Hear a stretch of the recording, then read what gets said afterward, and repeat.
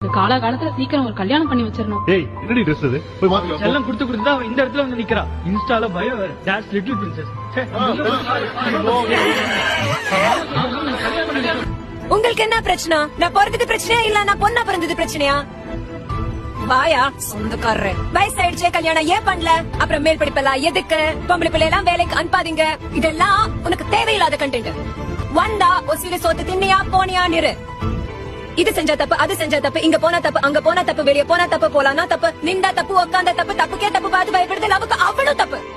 உங்க அகராதியில எது தப்பு இல்லன்னு சொல்லுப்பா. இங்க இருக்கானே என் நொன்ன. அவ லவ் பண்ணா ஓகே, நான் லவ் பண்ணா 1008 கேள்வி. அப்புறம் அவன் யாரு, மதம், ஊரு எல்லாம் தெரிஞ்சு ஓகேனா ஓகே, இல்லனா கட்டாயம் கல்யாணம் பண்ணி வச்சிடுவீங்க. இந்த நாய் வெளிய போற சொன்னா பாத்து போயிட்டு வாப்பா. அப்புறம் நான் சொன்னா யாரு கூட போற, எதுக்கு போற, எப்படி போற, ஏன் போற, அதெல்லாம் ஓகே.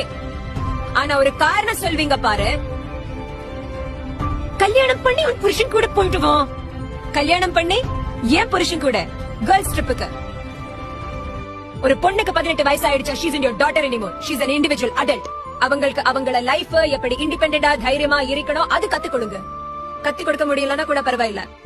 இண்டிபெண்டண்டா இருக்கா நினைக்கிறவங்கள டிஸ்டர்ப் பண்ணாதீங்க. அதுதான் நீங்க செய்யற பெரிய உதவி.